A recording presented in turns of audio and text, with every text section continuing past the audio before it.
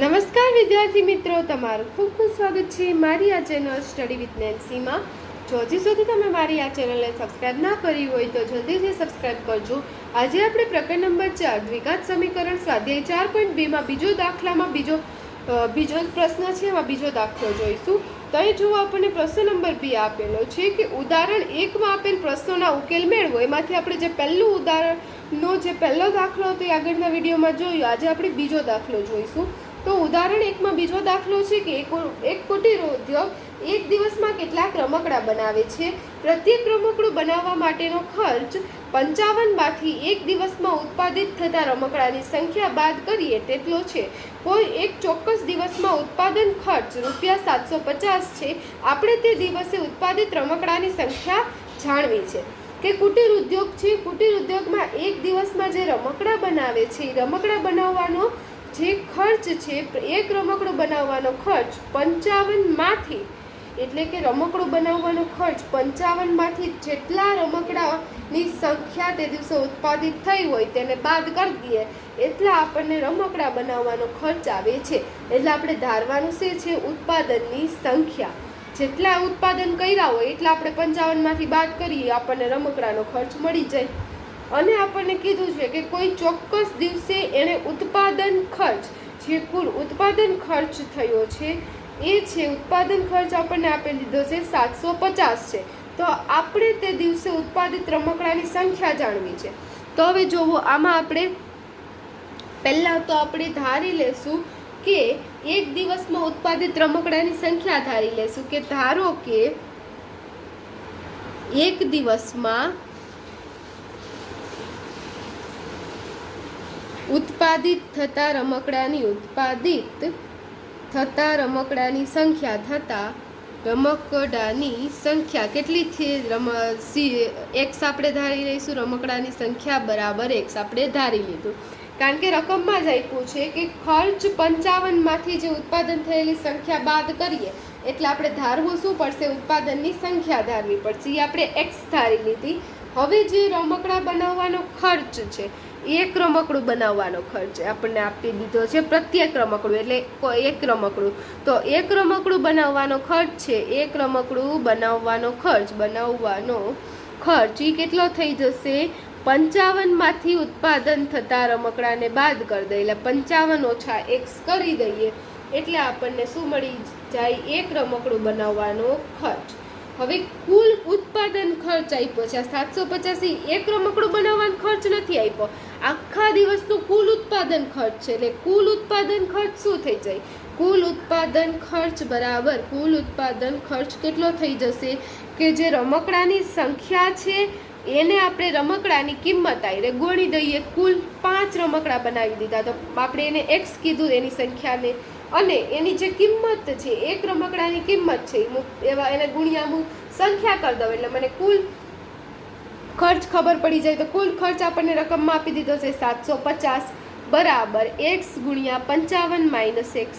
હવે આનું સાદું રૂપ આપી દઈએ 750 બરાબર, હવે આને ગુણી દઈએ કે એક્સ ગુણ્યા 55 એટલે કેટલા થઈ જાય? 55x થઈ જાય. હવે એક્સ ગુણ્યા એક્સ, તો એક્સ ગુણ્યા એક્સ કેટલા થશે? X square. પણ કેવા x square? Minus x square. કેમ? કારણ કે એક્સની આગળ માઇનસની નિશાની છે. હવે આપણે આનું સાદું રૂપ આપીએ તો શું થઈ જશે? આ માઇનસ એક્સ સ્ક્વેર છે તેને પ્લસ એક્સ સ્ક્વેર તો કરવા જ પડશે. તો એક્સ સ્ક્વેરને આપણે આ ડાબી બાજુ લઈ દઈએ એટલે અહીંયા માઇનસ હતા, આ બાજુ આવશે એટલે શું થઈ જશે? પ્લસ એક્સ સ્ક્વેર થઈ જશે. હવે 55x અહીં પ્લસ હતા, બીજી બાજુ આવશે એટલે માઇનસ 55x થઈ જશે. 750 તો અહીંયા જતા એટલે એને તેમને રહેવા દઈએ પ્લસ 750 બરાબર 0. તો આપણું જો દ્વિઘાત સમીકરણ બની ગયું કે એક્સ સ્ક્વેર માઇનસ 55x વત્તા 750 બરાબર 0. હવે આપણે આનો ઉકેલ લાવીએ એટલે આપણને જે રમકડાની સંખ્યા છે એ મળી જાય. આપણે ધારી હતી પણ રમકડાની સંખ્યા એટલે આપણને એક્સની કિંમત મળી જાય. દાખલો જવાબ આવી ગયો. એકદમ નાનકડો દાખલો છે. દ્વિઘાત સમીકરણ બની ગયું.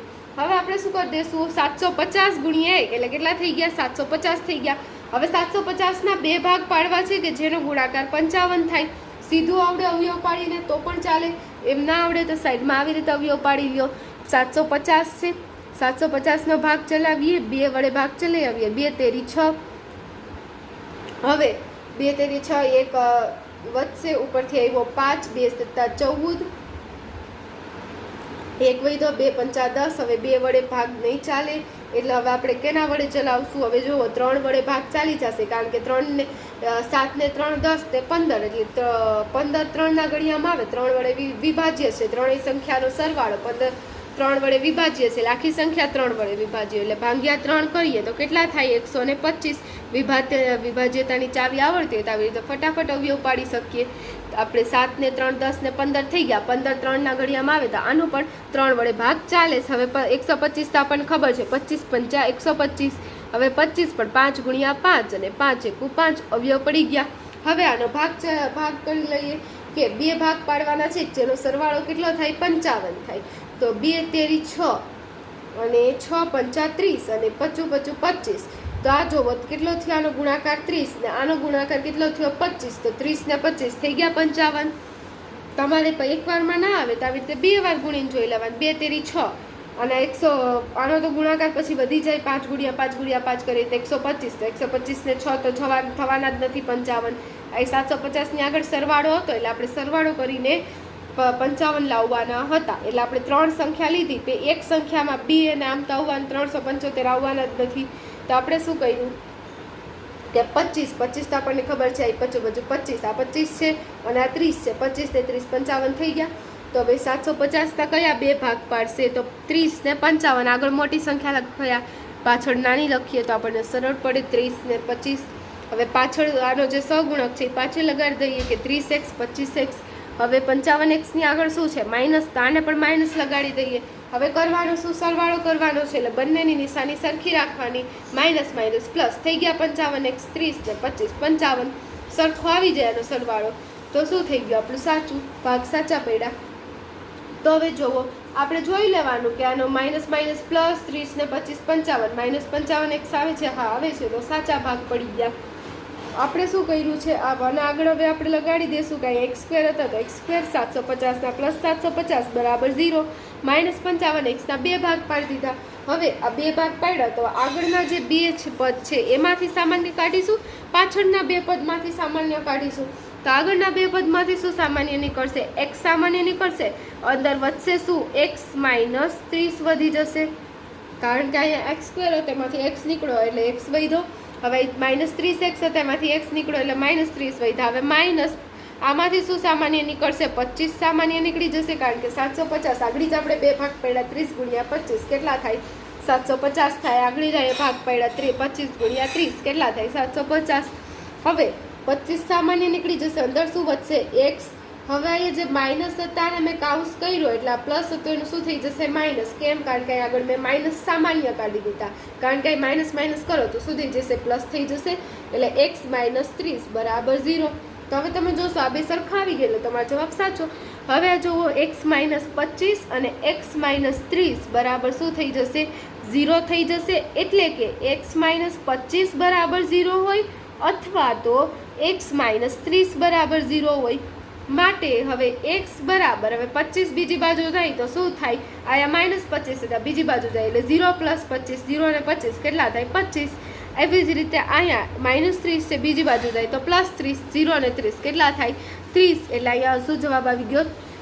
25 ને 30. તો આ જોવો આપણો જે બીજો દાખલો, તો બીજા દાખલાનો જવાબ આવી જશે 25 અથવા 30. આ 2 આપણા જવાબ છે. બીજા દાખલાનો જવાબ આવી ગયો.